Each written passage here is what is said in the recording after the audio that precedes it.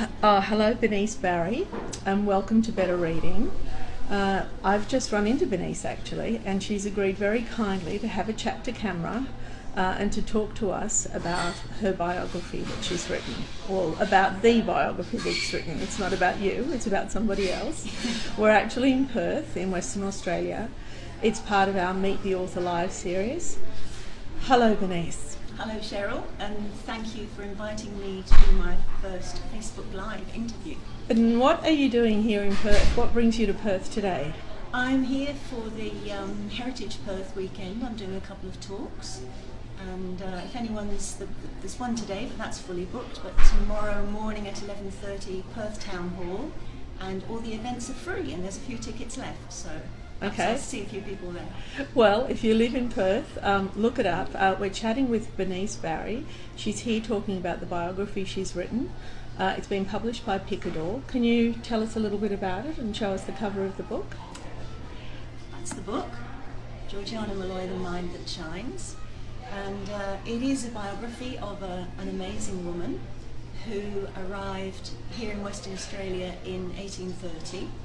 She lived in many ways a very sad and tragic life, but she pulled herself out of that. She fell in love with the native wildflowers of Western Australia. And she basically, to cut a very long story short, very long story. Show me that cover again, that beautiful cover. She taught herself everything that she needed to know in order to become a botanical collector. And she eventually became so skilled at what she did that she was better at that work than the professionals who were doing it at the same time in the 1830s. And she was more successful. She was a woman as well, and she was an amateur, so she didn't get the recognition that she should have had. Look, and that is a theme, isn't it? It's a sign of the time, and we hear that all the time.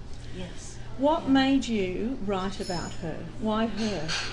Well, I live in the area where she lived, very close to where this very small band of colonists arrived down in Augusta, south of Margaret River.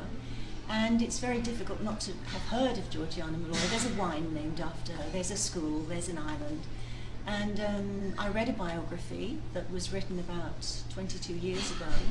And to begin with, to be quite honest, I didn't think she was that interesting. But then I began to do a little bit of research. And I like doing research and I like history.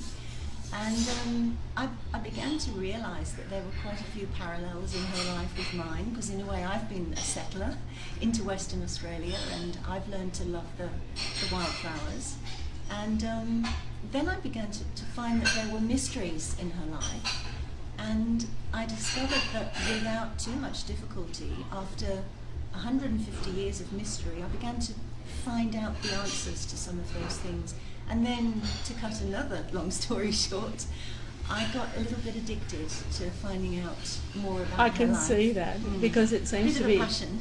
Yeah, it seems to be a very thorough biography. Now, I'm chatting with Bernice Barry. She's talking about her biography that she wrote about Georgiana Molloy. Liz Way says, wow. Manda too says, sounds like a great book. It is. If you'd like to make any comments, or if you have any questions for Bernice, we're going to be here for a few minutes and you can ask them. Okay, I mean, writing a book it's a career, it's a craft, but it's also a passion, isn't it? It is, yeah. Yes. A lot of readers have said to me that when they read the book, well, some of them have said, I can hear you talking to me about this story. And others have said that they can feel that there was, some say passion, some say obsession. Oh, yeah. But yes, it was. I spent 10 years doing the research before I even decided to write a book. Had you written before? I'd done a lot of writing. I started writing really before I could write. I used to pretend to write when I was 4. Yeah. So I'd done a lot of writing, but previously most of it was to do with work. So I'd spent my working life writing what I had to do for my job and longing to write what enriched my soul, I suppose. Yeah. Rachel's asked, will you be touring Northern Territory, Darwin? I'd love to. I haven't got any plans to. I've never been to the Northern Territory, although I've got a very good friend from the Territory who I'll be meeting later on, so I know a lot about it. All right. But I'd love to go there. And Angelica says, thank you. It sounds like a wonderful book. Tony Gallagher says, fascinating. Thank you for sharing your passion and interest with us, Bernice. Roxanne says, sounds like an interesting book, Bernice. I love the idea that there are people there, that we're talking face to face. I love technology. Isn't it incredible that we found each other? For those of you that are watching, well, Bernice was, I was chatting with Brooke Davis last night, and Bernice was eavesdropping, came over and said hello, and this is how we discovered her, and we're so pleased we have. We're talking to Bernice Barry, and we're talking to her about the biography she's written. Can you please hold it up for me again? Oh, yes. You said to me that it's a little different to most biographies because of perspective, is that right? It is. Talk to me yes. about that. Yeah. It's I broke the rules a little bit. I was badly behaved, I think, in the writing of it, because several people told me when I finished the first manuscript that usually in a biography, you know, the rules of the genre, you don't have a sense of the author being present. But in this biography, one of the things that was really important to me was to try and share with people the experience that I'd had in doing the research for what was more than a decade. That was part of the excitement of finding out this woman's story. And I wanted to just show people that you don't, anyone can do it. You don't have to have a history degree, you don't have to have any particular educational background. And that was the excitement of the research, some of those really magical moments that I experienced was part of the reason that, part of what gave me the momentum to keep going for so long. Well, Wendy says, thank you for being so excited in your work and transferring it to us. Now tell me a little bit, sorry my voice is going. It's breakfast time. It is breakfast time. We are in Perth, Western Australia, and we're chatting with Bernice Barry. Is there, when you're researching a person who's long gone, is there a time that you discover something that you really love about her, or that you really don't love about the person that you're writing about, or something that surprises you, or something that seems out of character? That's a great question. That's a brilliant question, and the answer is yes, absolutely. I got, over those years, I got quite precious about Georgiana Molloy. She was my secret friend. Yeah. She was in your head. I knew an awful lot about this woman's private life. You know, I'd been to the Batty Library and I'd read what she wrote in her diary the morning after her wedding night. She wrote, "What a night this was," with 5 exclamation marks. Yeah. And I sat in the library personal. And cried. Yeah. Because, you know, that hadn't come to light before. But it's very true. There are other things that I would come across where I would think, that wasn't a very nice thing to say, Georgiana. That was a little bit stuck up.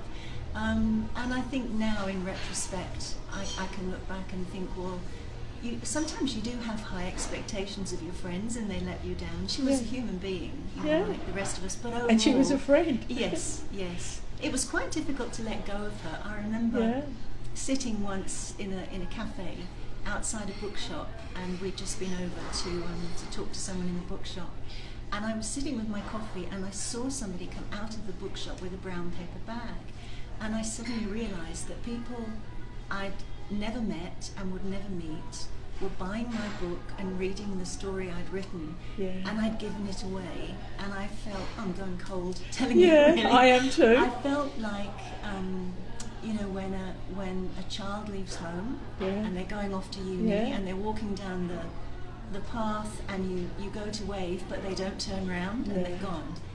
And that felt very strange. It was like but do you know, I think that there is a moment with children and that, but it's the reason I always think you let them go and they survive and they make good choices and they move on because you have empowered them.